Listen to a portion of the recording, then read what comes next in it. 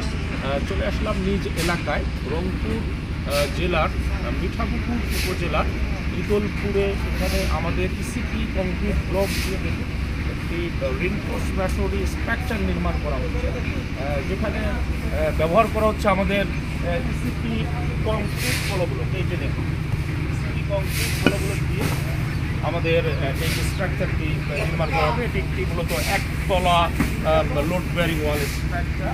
আজকে এই স্ট্রাকচারের ফাউন্ডেশন অর্থাৎ আরসিসি টেস্টিং করা হচ্ছে।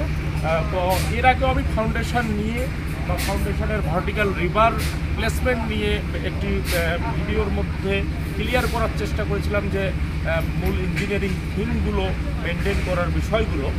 আপনারা দেখুন আরও একটি ফাউন্ডেশন সম্পর্কে গুরুত্বপূর্ণ তথ্য আপনাদের জানিয়ে দিব, যেটি বলতে চাই। এখানে দেখুন আরসিসি স্ট্রিপ ফুডিংগুলো করা হয় বা যে কোনো ধরনের স্ট্রাকচারের ফাউন্ডেশন খুব একটি সেন্সিটিভ একটি বিষয়। এটি খুবই গুরুত্বপূর্ণ। যে কোনো স্ট্রাকচারের জন্য ফাউন্ডেশন যদি আপনার সঠিক না হয়, ফাউন্ডেশনের মধ্যে যদি আপনার ভুল থেকে যায়, তাহলে সেই স্ট্রাকচার একটা উইক পয়েন্ট থেকে গেল আপনার। সেই স্ট্রাকচার যে কোনো সময় কোল্যাপস করতে পারে আপনার। সেক্ষেত্রে আপনার ফাউন্ডেশনের দিকে খুবই গুরুত্বপূর্ণভাবে খেয়াল রাখবেন। এই যে দেখুন ফাউন্ডেশনের কভারিং, ফাউন্ডেশনের যে রিভারগুলো প্লেসমেন্ট করা হয়, এই ফাউন্ডেশনের ক্লিয়ার কভারিং মনে রাখবেন খুবই একটি গুরুত্বপূর্ণ বিষয়।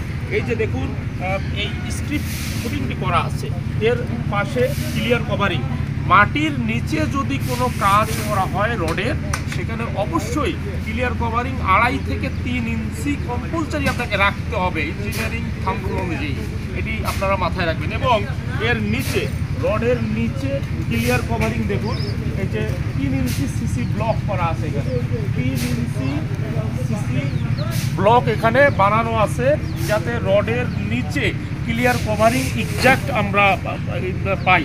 এখানে দেখুন এবং এর পাশে ক্লিয়ার কভারিং রাখা হয়েছে। এই যে দেখুন 2.5 থেকে 3 ইঞ্চি পাশ দিয়েও ক্লিয়ার কভারিং আছে।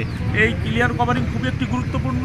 ক্লিয়ার কভারিং যদি আপনারা ফাউন্ডেশনে ঠিক না রাখেন, এই রড আপনার দ্রুত সময়ের মধ্যে নষ্ট হয়ে যাবে। দেখা যাবে যে আপনার বিল্ডিংয়ের নির্দিষ্ট মেয়াদকাল পর্যন্ত এই রড টিকে থাকবে না আপনার। এতে করে আপনার আর্থিক দণ্ড বা আর্থিকভাবে আপনারা ক্ষতিগ্রস্ত হবে।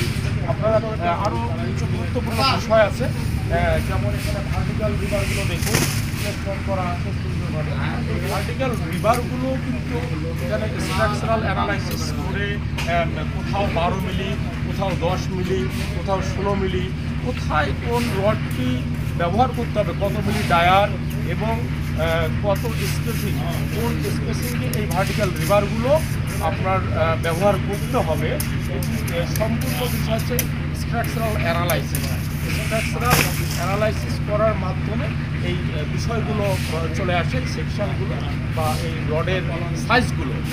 দেন এটাকে আপনারা এইভাবে ইউজ করবেন। এটি মুখস্থ কোনো বিষয় না। মুখস্থ করে যে আমি এখানে দেখলাম এরকম এই রড এইভাবে দেয়া আছে, এইরকমভাবে ব্যবহার করবেন। এক একটা বিল্ডিংয়ের জন্য, এক একটা স্ট্রাকচারের জন্য এক এক রকমভাবে ইউজ করতে হবে আপনাকে। স্ট্রাকচারাল অ্যানালাইসিসের উপরে এটি ডিপেন্ড করে।